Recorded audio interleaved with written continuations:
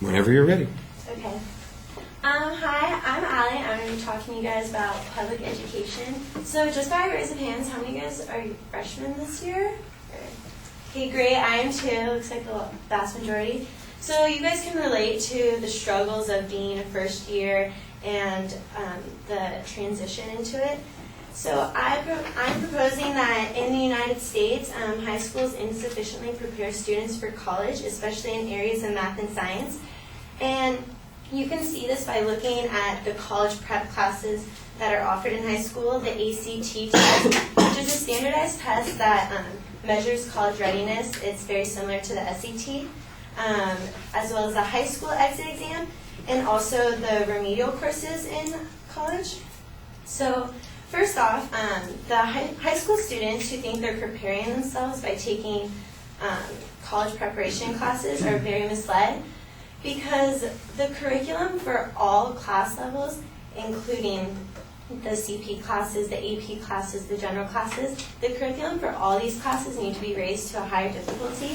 For example, there's a girl named Ariana Taylor. She's from Chicago. She thought she had prepared herself for college because she took multiple college prep classes, including a science class, and had also graduated with a 3.2 GPA.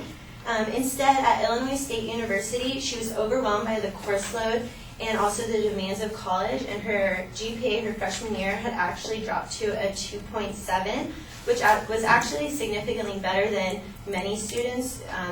Their average GPA was a 1.75 at the end of their freshman year. And a Tribune analysis of data was put out in Illinois, and the data shows that students were struggling to receive a B average their freshman year in state universities as well as community college. Okay, so next, the ACT test. The results prove that students are not reaching the college readiness level. For English, you need to receive an 18, math a 22, and a science 24 to be deemed ready for college. However, the average scores for English is 20.6, math is 21.0, and science is 20.9. So English is the only subject that's reaching its readiness level, which I find very interesting because English is the only of these three subjects that's required to be taken in high school all 4 years. Math is required to be taken 3 years, science is required to be taken 2. I also find it interesting that science is the farthest from reaching its readiness level, and like I said, it's only required to be taken 2 years, so I think that's something to think about. Okay, so thirdly, the high school exit exam is given to students in their sophomore year, meaning it invalidly measures whether students are ready to graduate or not, because they've only completed half of their high school education. A man named Victor Joix, who is the communication director at Nevada Policy Research Institute, states that if students are expected to pass the high school exit exam after being in high school less than 2 years, 3 things come to mind. First, he says that the test isn't that difficult. Second, he questions what are the students learning the next 2 years if they've already passed a high school proficiency exam. And third, he says if you can't pass an exam that's given to sophomores, you don't deserve to be given a high school diploma, which implies 4 years of education, not 2. And I think those are all very valid points to think about. He also states that by not being honest with students, you allow them to leave high school thinking they have skills and abilities they don't actually have.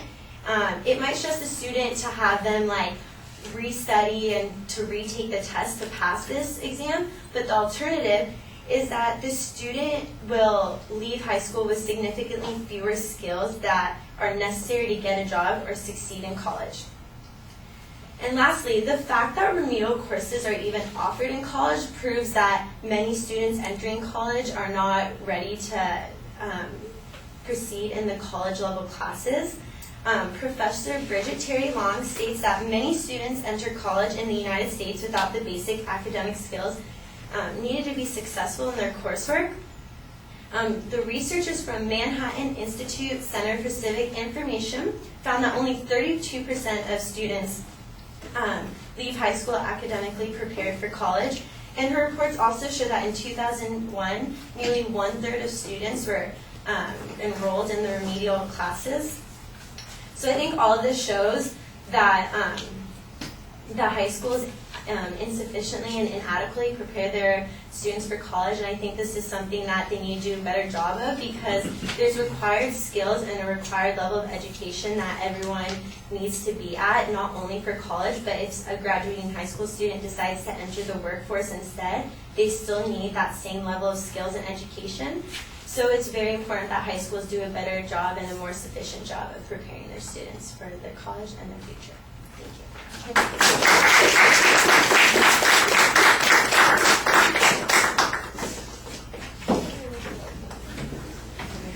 you.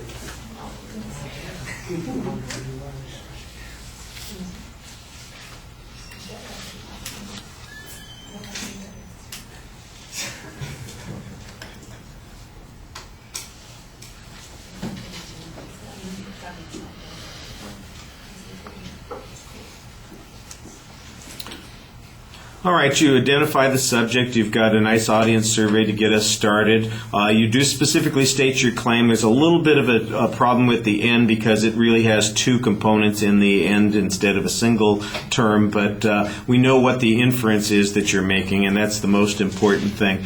It does sound like there was a preview of the contents of the speech, but at first I thought they were just definitions that you were offering. It didn't really sound like there were any claims that were going on there, and I thought that was problematic. However, when you got to the supporting claims and you signposted them in the body of the speech, I noticed that they corresponded to some of the terms that you were defining, and suddenly it seemed to me, oh, there was a preview. They were not numerically signposted in the preview, but they are being numerically signposted in the body of the speech. So I could follow the order of the speech pretty clearly. Once we got to the body of the speech, I didn't think that the preview helped you that much.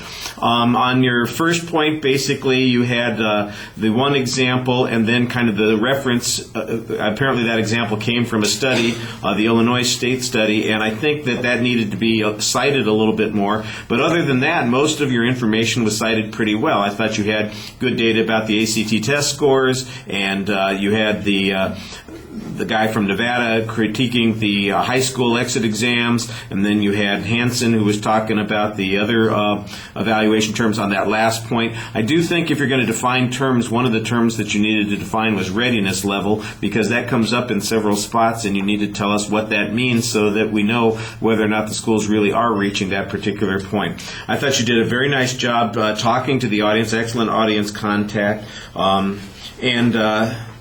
the last point, talking about the remedial courses, proving that there's not really adequate preparation. Part